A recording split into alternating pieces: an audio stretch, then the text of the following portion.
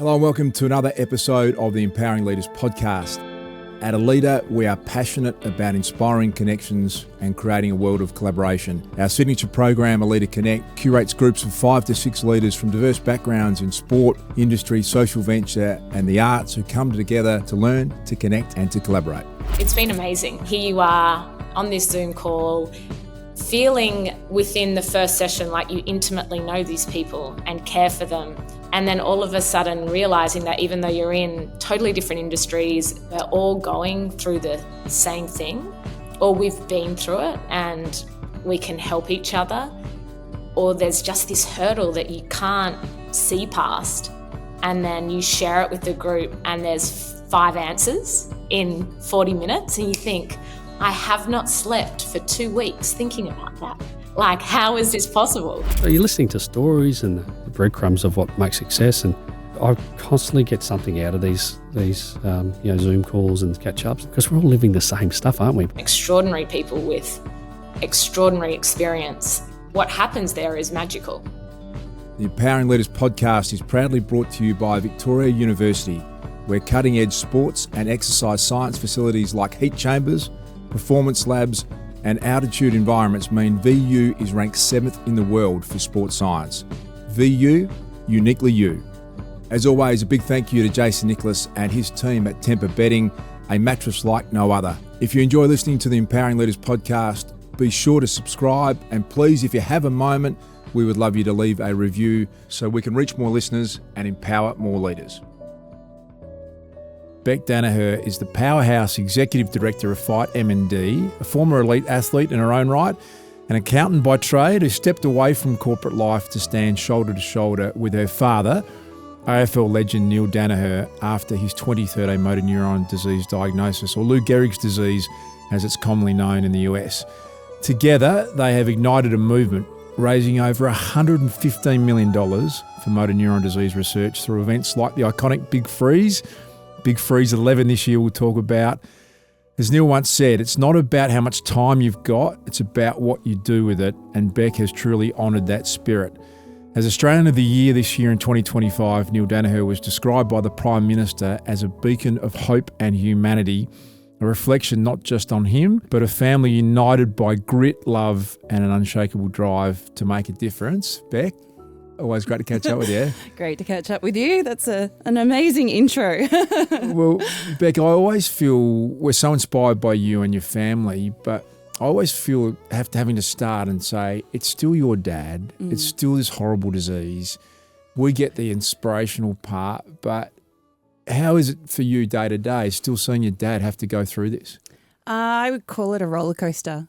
I think it's such a privilege to be able to help Dad in some way. I know I can't help him with his physical battle against MND, but what I can do is help him in his fight to find more awareness, more funding for MND research. So it gives me a way to put my perspective on something positive rather than get lost in this vortex of, MND. It's untreatable. There's no cure. 27 months is the average lifespan. It's slowly paralysing Dad. His mind is as sharp as ever, but he's no longer able to walk. He can't eat. He hasn't been able to eat for years. And now it's taking away his ability to walk. And where it will go, and I know it will, is he won't be able to breathe. So that's a pretty grim outlook. So for us, Fight MND is our way to fight back, to stay positive, to enjoy the moments that we have with him. And I'm really blessed by that. And then some days it's bloody hard watching what Dad's going through, the frustration, losing. He talks about how today he won't be as strong as he is today because tomorrow he's a little bit weaker. And that's just hard. It's such a brutal, brutal disease. So there's moments in time I could be delivering the same sort of spiel that I would do every single day. And then one day it's too hard and you get the crack in the voice and you struggle to talk about it. But, for the most part, it's been such a blessing. Well, I reached out to Dad because I haven't done this before, and I thought, is he as sharp as ever? It's extraordinary. And I asked him to do this, Bec, which he was kind enough, and I've got my iPad out here, and asked him to talk about you for a moment. Hi, Das. You asked me for a few thoughts on Bec. Like all my 4 children, they are all loved and very special in their unique different ways. Bec was a caesarean-born baby, so did things different right from the start, but it meant I got the very first cuddle. She was a very determined girl as a 10-year-old when she committed to swimming, and with that meant very early morning starts. We said to her, "We won't force you. If you keep getting up, we will take you." She kept waking up and knocking on our door, so she is a self-starter. She has grown into a beautiful young woman and now mother who has her dad's loud laugh. By the way, that is a good thing. She has been enormous support for me getting involved with the foundation from the very early days, and in recent years has stepped up to be the leading family face and voice of our fight. She is doing an incredible job. I am so proud of the person she has become and love her dearly. Go Bec. Oh, that's very special. We're a family that's more action-driven than, the spoken word. So that's very, very special. I think I heard your dad say once there's, and I'll get this wrong, but there's a lot of speaking and not a lot of doing. Do more is one of his great sayings. Yes, yep. And when all is said and done, more is said than done. The mark of a person is not what you say, it's what you do. Did that a lot better than I did. Is that the Daniher creed? Yes, yeah, absolutely. And my husband would often tell me, just bloody, let's talk about it. I'm like, got to get cracking. I think we feel a lot more comfortable in the doing than the speaking. And I think as a family, that's how we show our love for each other. What I'm doing at Fight MND, that's how I show Dad that I want to help him and I want to support him in everything he's doing. So that's kind of definitely our family motto. Bec, tragically, a lot of people don't get past 2 years once they've been diagnosed with motor neuron disease. It's coming up to 12 years, big freeze 11. Can you explain the reason and the fact that, I know there's an element that is unexplainable. I look at it and just think, that's someone who's got so much still to achieve. He's refusing to not be here to keep it going. Is that how you feel about it? I think we're just so lucky. Throughout this 11, 12-year journey, I've met so many beautiful people that were fighting against the disease and they had so much more that they wanted to achieve, but for whatever rhyme or reason, Dad's just been fortunate to have a slower progressing one, and it's really enabled our fight to continue at the level that it has. I think he's such an inspiration and people look to him for his leadership, for the humour, for the humanity of, what this fight is. So he's got so much to deliver, but it's been so hard. The founders, the late Dr. Ian Davis, he was diagnosed at 33. He passed away in 2018. You had Bec Cunningham, also founder, his wife, passed away in 2016. I had a friend of mine who had the hereditary version of MND, so she knew she could have it. It might pop up, and then she was diagnosed 6 weeks later. She was gone. So, we feel like we are incredibly lucky for whatever rhyme or reason. Dad's had a lot longer with us than we ever expected, but we know he's an outlier and that's not the normal story. And I think that's really important to talk about because people see what Dad's doing and how he's going through MND, and he's been a really public person battling against MND. So they assume that, that is a normal time length that someone would with MND, but he's completely different. So we need to keep reminding people the reason why it's so urgent is that we need to keep acting because people lose their fight so much quicker. And we know that people will be diagnosed tomorrow, next year, and they're going to have a similar prognosis saying 27 months is your average lifespan. So we need to keep moving as quickly as possible. And then on the flip side, having Dad with us for so much longer, there's been these moments like he walked me down the aisle for my wedding, and that would have been 4 years into his diagnosis. He held both my daughters, they were sat in his lap when they were born. And so that was another 6 or 7 years. So there's these moments that we never, ever expected to have, and that as a family, it makes it even more special. There's just something about it. You don't take things for granted anymore because, tomorrow's not guaranteed, and we can see that. We know that. We're living that. Tomorrow's not guaranteed, so you got to make the most of now. Your dad is the best leader I've ever met. he's the most inspirational person I've ever met. I know the world's full of superlatives, but I've never met anyone quite like him. I still am blown away by his strength, and that sense of purpose of putting other people first is the drive that keeps him going. Do you still get surprised by it? I am surprised. I think what continues to surprise me is how he has such a mindset that he wants to find the humour in life. Like, we met with some people yesterday and he's typing away on his eye gaze, and it's a different way of communicating. So there'll be long periods of silence, and it's, for our society, it's unusual to be just sitting there and not thinking I'm going to distract myself on the phone or whatever. So you're just sitting there, and as soon as you see him, he gets this grin, and you're like, oh no, what is he going to say? So, that resilience to, find a way to put aside what's happening to him physically, to still find a way to find the humour in life, and to have that absolute driven mentality to be like, I can make a difference. It's not going to help me. I don't care. When Dad was diagnosed, they said there's no treatments, no cure. All you can do is go away and tick off the bucket list. You've got a limited amount of time. So go do that, what you've never thought you would have time to. Go do it now. Spend time with family. Go on a trip. Let's go do things for yourself. And he always spoke about how that gave him no sense of purpose. And he was an athlete before that, head coach, exec role at West Coast Eagles. And he's like, that gives me no sense of purpose. I don't want to just exist. I want to live. I want to fight back. And I want to make this world a better place than when I came into it. And every single day, his determination to lead at the helm of Fight MND, to ask questions, to put pressure on us to make sure that we are moving with speed, we're moving and we're making the right decisions. There's no one else I would go to above Dad. If I've got a problem or if I need someone from a sounding board, he would be my number one person, because he looks at situations in such a unique way, and he's always 10 steps ahead of you. And he doesn't tell you how to get those 10 steps, but he'll guide you to the next one. And sometimes you're like, I just want the answer. Just tell me what the answer. And he's like, this is a great challenge. Like, how are we going to go about this? But he doesn't always provide the answer, but he helps you get to the destination. And that's much better than just being provided with, well, here's what it is.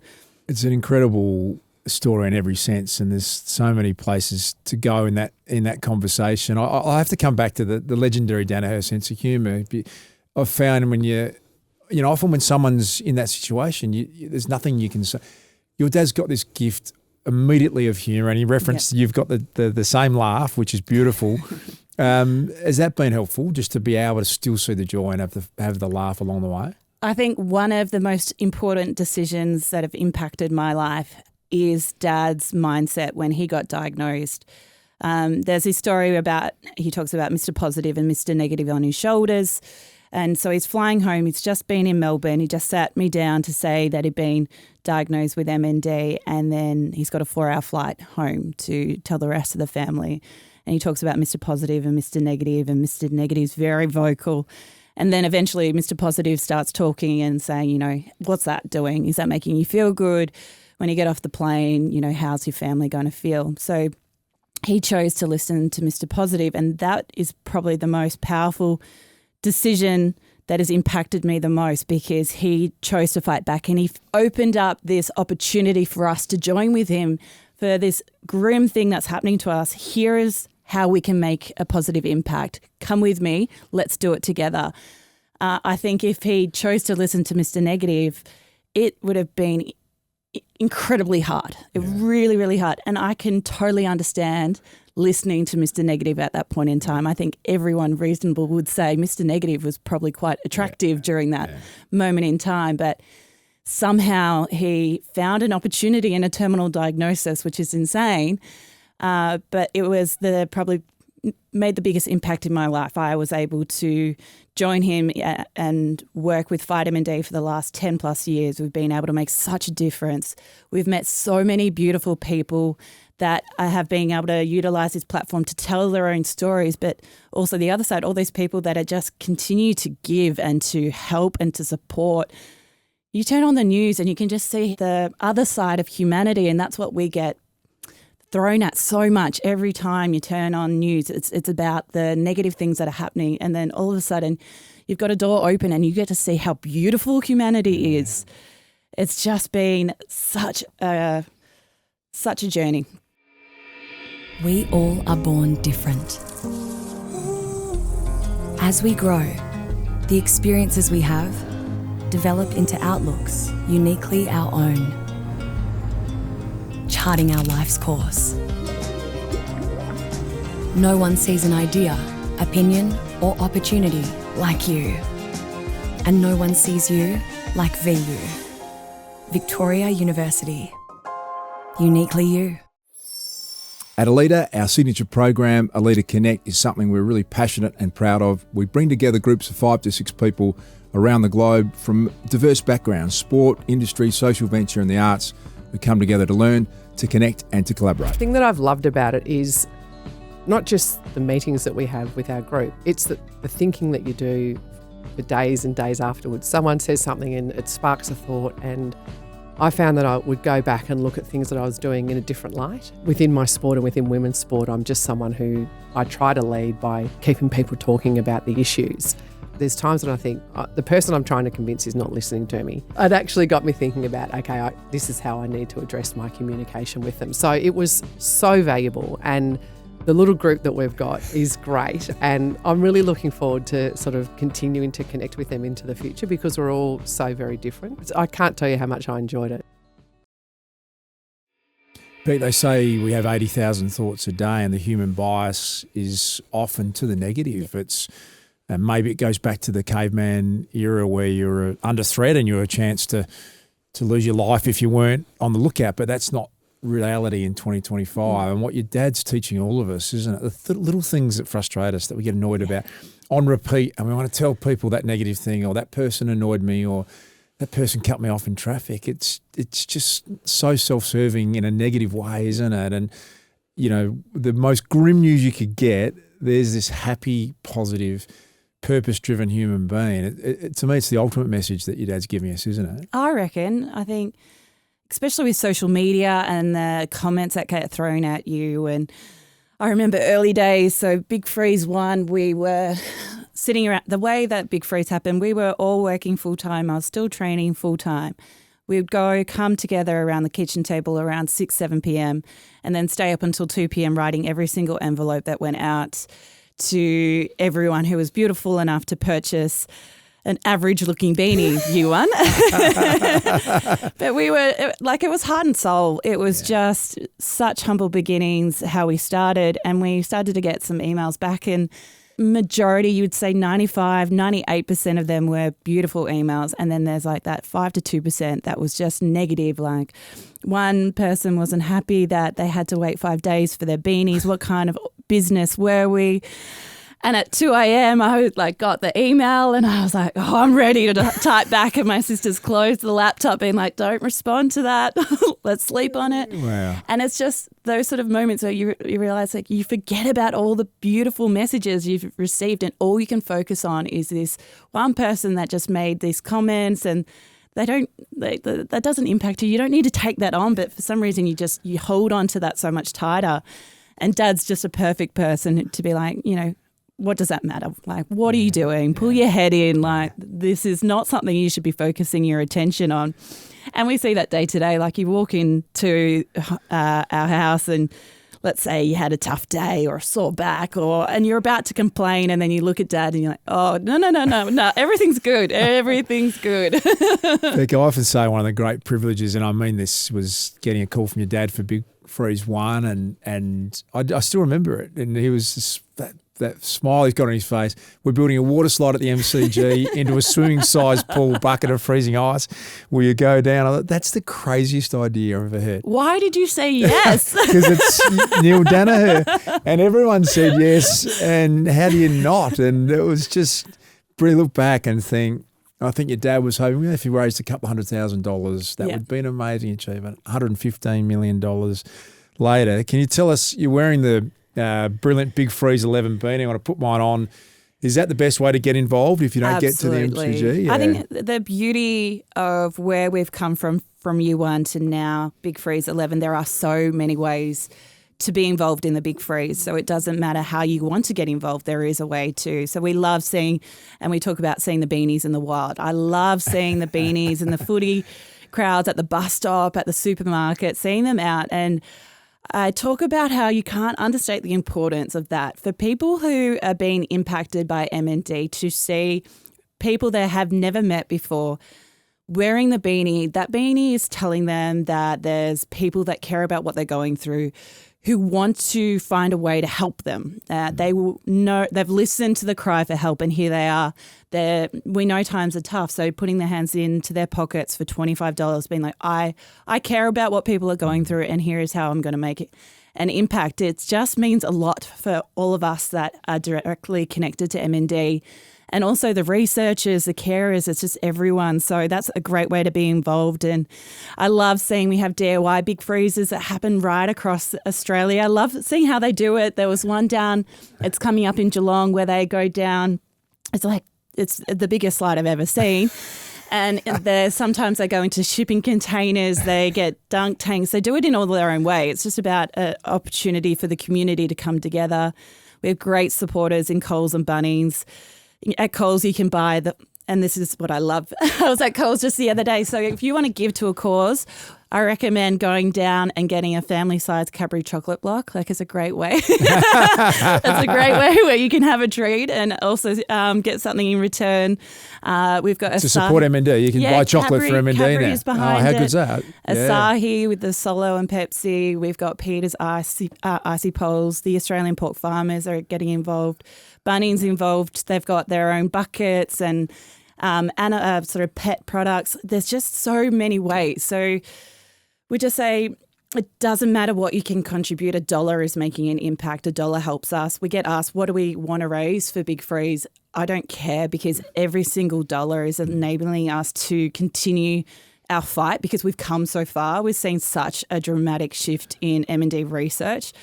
We just have to keep that going. And I know that the dollars that are being donated across the Big Freeze through the DIYs at Daniher's Drive in any way is going to help us to close off this beast, because we're in the business of going out of business. I don't want to have a job. I will be the happiest unemployed person in the entire world, and we'll be popping champagnes when that day comes, because I know it will. I always have to say, Neale's not always right. You were the one that drove the beanies, Bec. I like telling that story.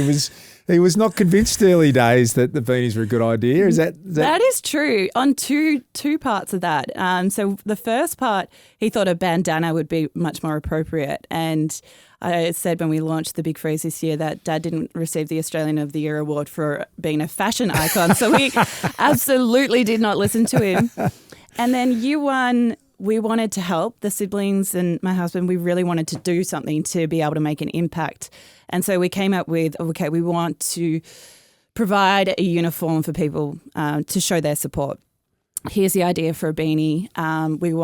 Will you support 10,000 to be produced? And they said, you're getting ahead of yourself. Let's start small. So they were like, okay, you can go ahead with 5,000.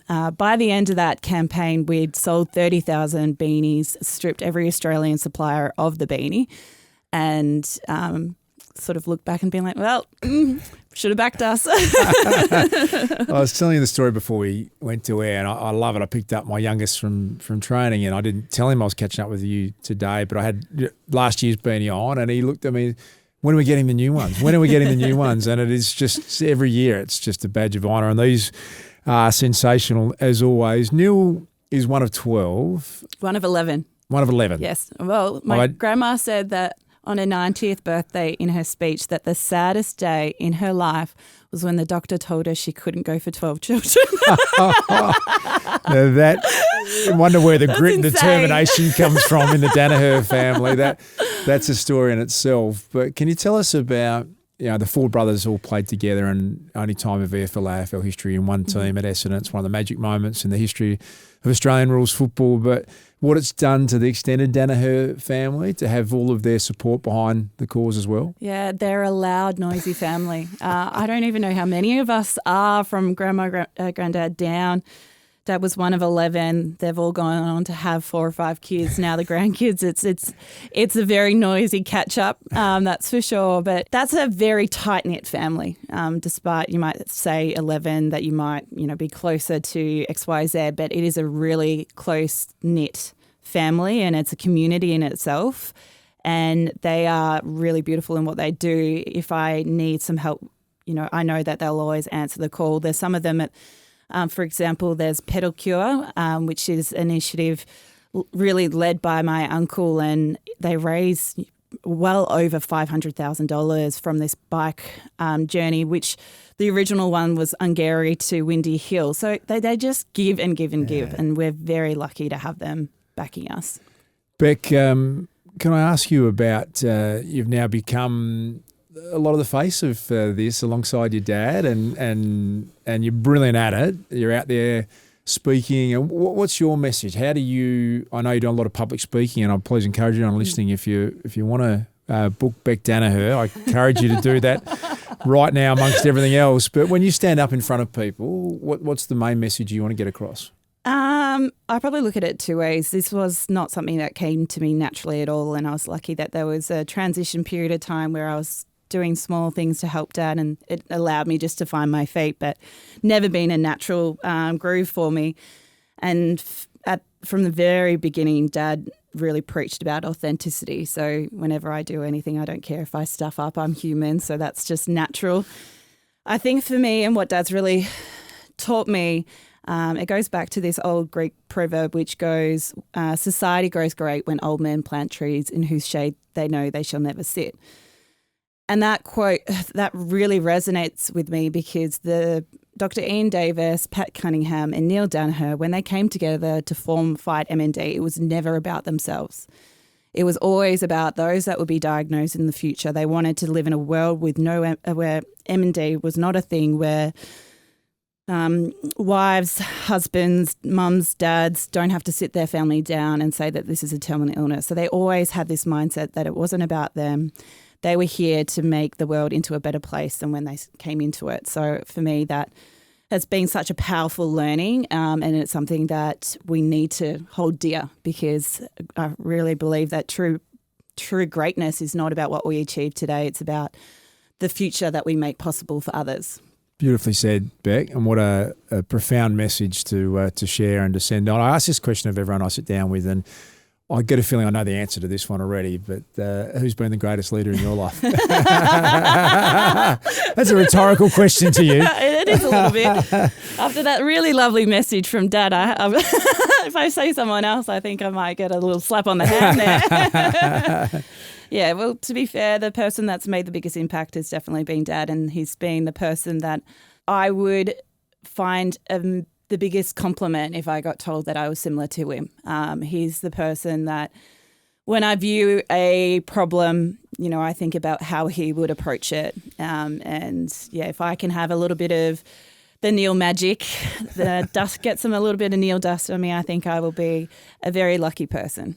But we're obsessed with this idea of collaboration. I love that you mentioned the co-founders that started an MND. You've done that twice in this interview, and already you've reeled off Bunnings and Coles and so many different people who are collaborating with you guys. It takes an army, and Neale spoke about that. He called it the beast and still does, and we need an army to fight it. Is there one, and it might be in another part of your life, another collaborator that you've thought you'd really like to find that would suit?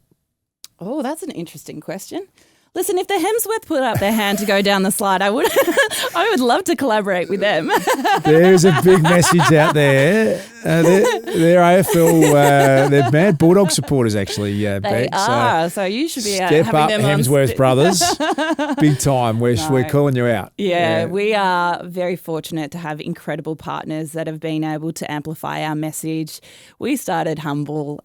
We started around the kitchen table, and we've seen it grow, and the reason it's been able to grow is the partners have amplified, so more people know about it. And for every person that hears about MND and supports the cause, brings us closer. So I'm in debt to all of those guys who signed up, like you, didn't really know what you were getting yourselves into. But once you sign up, we do say that with the Danihers, once you're a Daniher, you can't get out. You're locked and loaded. I'd like to finish this interview by, I love the campaign for Big Freeze 11. It's such a brilliant thing that we're here at Big Freeze 11. We're wearing the Big Freeze 11 beanies.